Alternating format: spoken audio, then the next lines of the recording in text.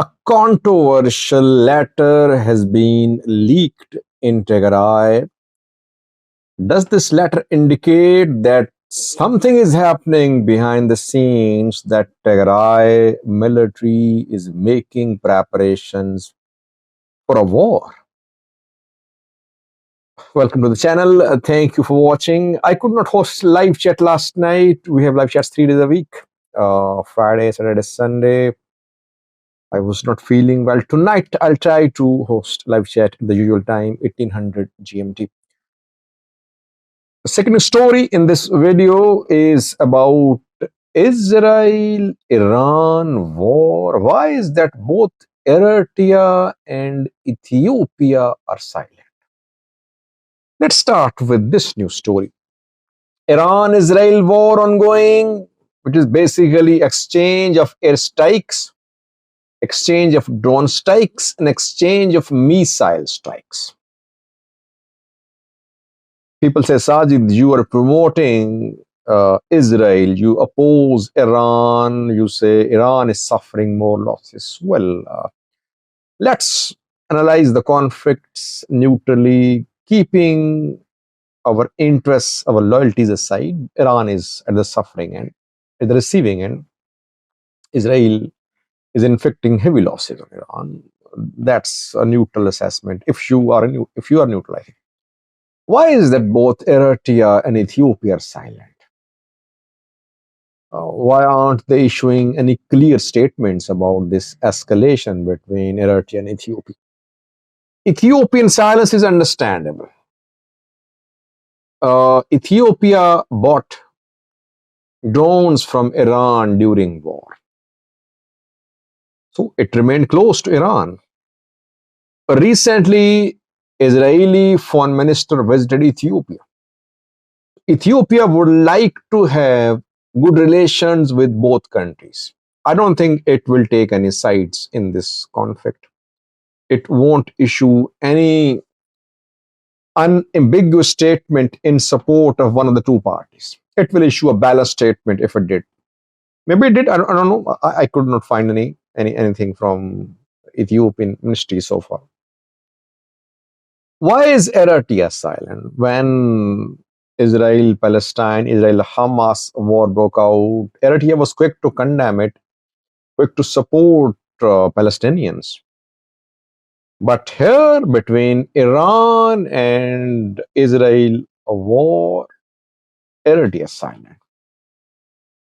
By the way, a few days ago, some sources who are close to Iranian Revolutionary Guards Corps reported that Eritrea was one of the 3 countries which are in contact with Iran, and they'll form an alliance against Western hegemony. A news source close to IR GC revolution, Iranian top military body reported that. At the same time, Eritrea would like to have at least working relations with Israel, because Israel, there is Eritrean population. Israel opposition groups have been trying to gain a foothold in Eritrea. Israel threatened to deport pro-Ethiopia, pro-Eritrean government Eritreans. And we have seen some legal proceedings too against Eritreans after clashes erupted between pro-government and anti-Eritrean government Eritreans in Israel over a year ago. So far, no statement. African Union issued a statement, but no individual statements from the two countries. I think this war will go on for a few days, but it will end, it seems. It will end. That's my analysis, that maybe within a week or 2 weeks, it will end. Let's see, will Ethiopia remain silent or will they issue statements? Secondly, viewers, is Tigray military secretly making preparations for war? A letter has been leaked People are questioning the contents of this letter. Letter has been written from Shire finance officer. It is written to the relevant authority in Tigray. The finance officer wants that procurement rules, procurement laws be waived, and he be allowed to buy dry food for Tigray military worth 25 million bir. When procurement rules are sidelined, it means there'll be no bidding, there'll be no open bidding, and the procurement will be done on emergency basis. Such procurement is done generally in emergency situation or when government officials want to make money through bribes, through corruption. Then they don't issue any tenders and open bidding is not happening. Questions are being asked. What is the urgency in Tigray? Why is that 25 million worth, 25 million birr worth dry food is being bought without open bidding? There could be two reasons. Either the Tigray military is preparing for the worst case scenario, war, and it wants to store dry food so that it could be used in case of a war. And since bidding process, tenders could take some time, the issue could be leaked too. That is why the finance officer is requesting that procurement bylaws be waived.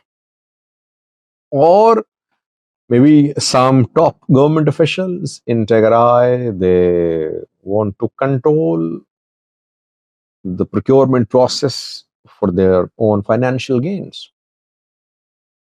But it is now difficult in Tigray to do things in secret.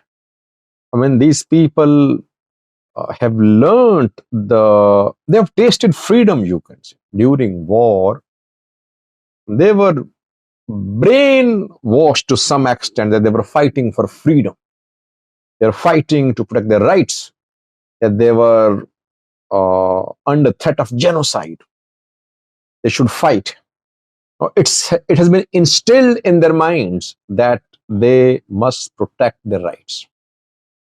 That it is difficult to do things in secret now. Things are coming out. Whatever is happening in terms of gold smuggling, in terms of Eritrea, TPLF relations, in terms of opening of border, in terms of cross-border trade, in terms of other activities, in terms of frictions between TPLF, where are they, within TPLF, intra-TPLF friction, everything is coming out.